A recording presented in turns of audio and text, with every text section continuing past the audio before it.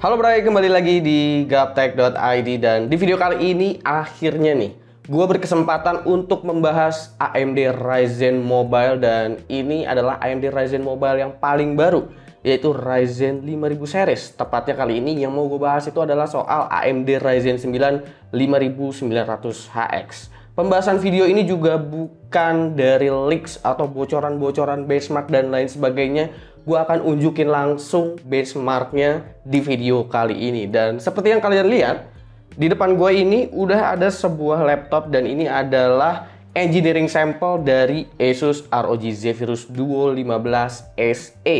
Dan seluruh pengujian ini itu gue cuma membahas CPU-nya aja karena memang ini belum produk retail, masih engineering sampel. Jadi selain terbatas karena NDA atau embargo mengenai laptop ini sendiri, gue juga perlu menunggu versi retailnya karena untuk versi engineering sampel ini memang beberapa fitur itu masih ada bugnya dan drivernya juga memang belum 100% ready. Maka dari itu pembahasan di video kali ini memang sangat-sangat terbatas.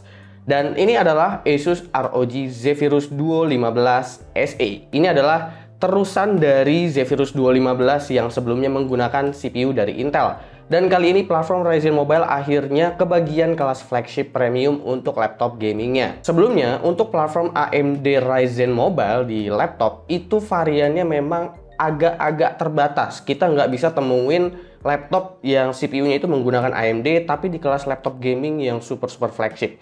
Bahkan untuk di generasi sebelumnya yaitu di Ryzen 4000 series, yang paling tinggi yang kita temuin itu paling GPU-nya itu dipasangkan dengan RTX 2060 seperti yang ada di ROG Zephyrus G14. Kali ini pada seri Zephyrus Duo 15 SE, ROG menggunakan GPU RTX 3080 laptop untuk dipasangkan dengan CPU Ryzen 9 5900HX. Fokus pembahasan kita di video kali ini juga lebih tepatnya mempreview sekalian secara desain seperti apa dari Zephyrus Duo 15 SE dan berfokus pada performa CPU dari Ryzen 9 5900HX. Oke, mengenai desainnya sendiri dari ROG Zephyrus Duo 15 SE. Desain sasis dari Zephyrus Duo 15 SE ini sebenarnya nggak ada perubahan sama sekali, 100% persis seperti versi sebelum-sebelumnya.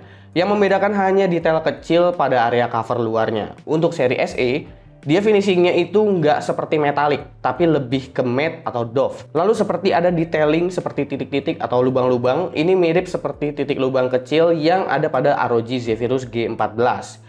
Jadi bagian ini adalah penanda jelas untuk perbedaan dari Zephyrus Duo 15 Intel dan AMD. Untuk bagian I/O-nya juga nggak terdapat Thunderbolt di laptop ini. Pada versi Intel juga nggak tersedia Thunderbolt sih, karena laptop ini didesain agar jalur PCI Express-nya fokus ke bandwidth GPU dan SSD. Tentu untuk laptop yang konfigurasi hardware-nya udah se-high-end ini, rasa-rasanya juga kayaknya kita udah nggak perlu lagi menggunakan yang namanya GPU eksternal. Seperti halnya yang dilakukan oleh Ultrabook. Lalu untuk displaynya, pada unit sampel yang ada di gua ini, dia menggunakan panel IPS dengan resolusi 4K 120Hz.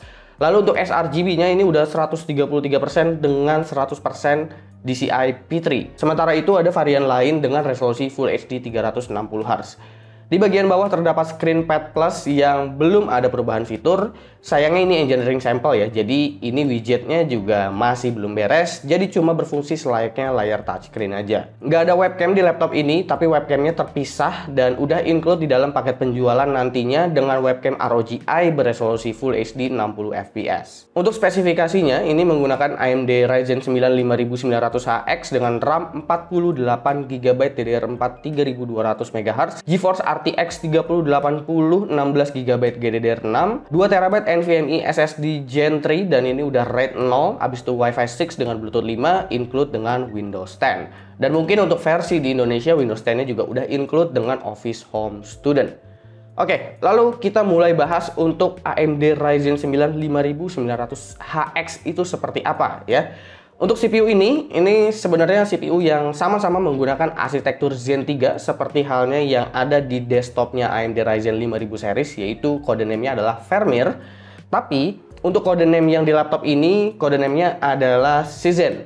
Perbedaan codename ini dikarenakan CPU ini tetap memiliki integrated GPU untuk tujuan penghematan baterai ketika laptop digunakan pada saat aktivitas ringan.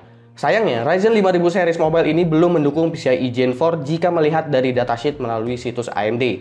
Dan emang setelah dicek, GPU-nya ini memang berjalan pada PCIe Gen 3. AMD Ryzen 9 5900HX ini juga adalah salah satu varian tertinggi, satu level di bawah Ryzen 9 5980HX. Dua-duanya sama-sama 8 core 16 thread, tapi yang membedakan adalah dari segi clock speed-nya. Nah, untuk Ryzen 9 5900HX ini, dia itu selain 8 core 16 thread, boost clock-nya itu adalah up to 4,6 GHz. Menariknya, untuk kelas laptop, CPU ini memiliki base clock yang cukup tinggi di angka 3,3 GHz. Rating TDP pada CPU ini adalah 45 watt dan masih bisa dikonfigurasi secara manual. ROG di sini mengizinkan kita untuk tuning manual CPU-nya. Jadi seperti overclock lah, cuma yang kita tuning di sini adalah di bagian power limitnya.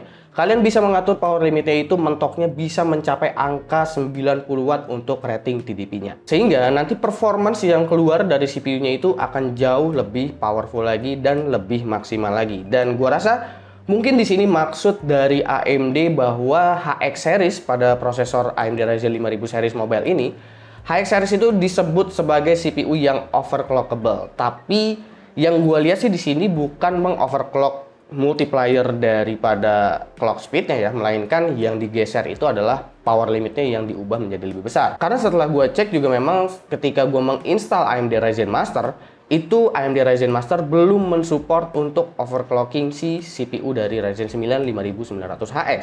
Atau mungkin kedepannya nanti AMD kayaknya bakalan ngeluarin AMD Ryzen Master yang memang udah mendukung untuk CPU ini, karena sampel yang ada di gua ini memang bukan versi retail dan memang belum dirilis di pasaran juga kan gitu untuk CPU-nya. Jadi kemungkinan mungkin beneran bisa di overclock untuk multipliernya, atau mungkin memang cara overclocknya hanya menggeser power limitnya aja jauh lebih tinggi. Oke, lalu untuk fiturnya sendiri itu di Armoury Crate juga tersedia beberapa profile power untuk di Zephyrus Duo 15 SE ini. Ada profile silent, performance turbo, dan manual seperti yang sebelumnya gua bahas. Lalu untuk performance-nya seperti apa, si Ryzen 9 5900HX ini perlu gue ingetin sekali lagi bahwa seluruh performance yang diambil benchmarknya itu adalah benchmark sintetik. Jadi nggak ada pengujian game di sini. Kenapa nggak ada pengujian game, Bang? Itu dikarenakan kalau pengujian game pastinya akan melibatkan GPU, dan kalau melibatkan GPU gua masih terbatas oleh NDA dan juga embargo yang diberikan oleh AMD dan juga Asus ROG. Maka dari itu seluruh pengujian ini hanya performance CPU only. Kita mulai dari Cinebench R15. Menurut gua di sini langsung kelihatan menariknya Ryzen 9 5900HX karena meski kalian menggunakan profile silent, kemampuan single core-nya udah sangat kencang. Bisa tembus ke 230 lebih. Ini nggak akan kalian temuin di laptop yang udah beredar saat ini. Sementara itu untuk kemampuan multicore-nya, ini gue bisa bilang adalah kemampuan CPU 8 core mobile paling kencang saat ini. Bahkan mungkin sangat bersaing dengan CPU 8 core desktop karena performance-nya memang udah mirip-mirip. Lalu untuk Cinebench R20, ini juga untuk single core-nya R20 skornya menunjukkan di atas 550 semua rata-ratanya. Ini benar-benar mirip seperti Zen 3 yang ada di desktop, tapi dengan power yang jauh berkali lipat lebih rendah. Multicore memiliki perbedaan pada setiap profile, akan tetapi perbedaannya ini nggak terlalu jauh. Mungkin profile silent aja udah bisa banget diandalkan apabila untuk main game. Ini benar-benar CPU yang luar biasa untuk laptop gaming. Lalu untuk pengujian terakhir di sini yang gue masukin adalah Blender. Berbeda ketika menggunakan Blender, profile silent di sini terlihat berasa perbedaannya, dan profile turbo benar-benar terasa benefitnya.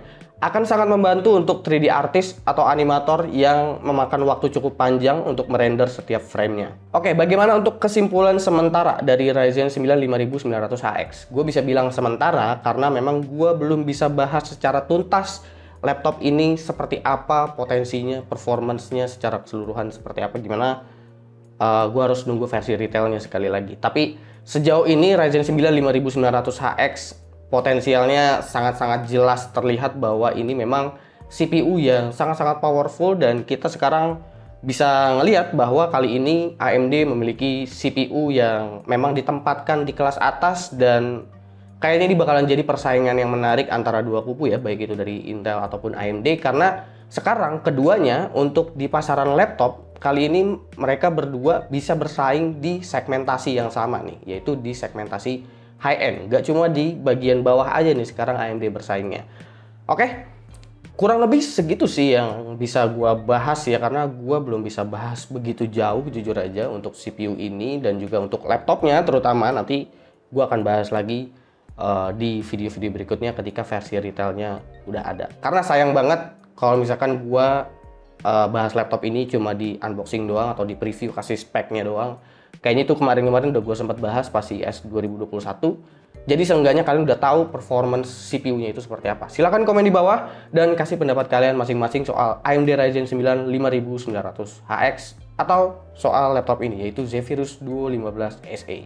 Jangan lupa like, share, dan subscribe jika video ini menarik buat kalian. Follow sosial media gua kalau lu kepo sama apa yang ada di balik layar Gaptek. Dan gua juga harus ingetin kalau misalkan kalian mau support Gaptek dengan cara nyawer di Saweria atau mungkin kalian juga bisa membeli merchandise-nya Gaptek, itu linknya ada di kolom deskripsi. Gue Subki dan seperti biasa sampai jumpa di lain kesempatan.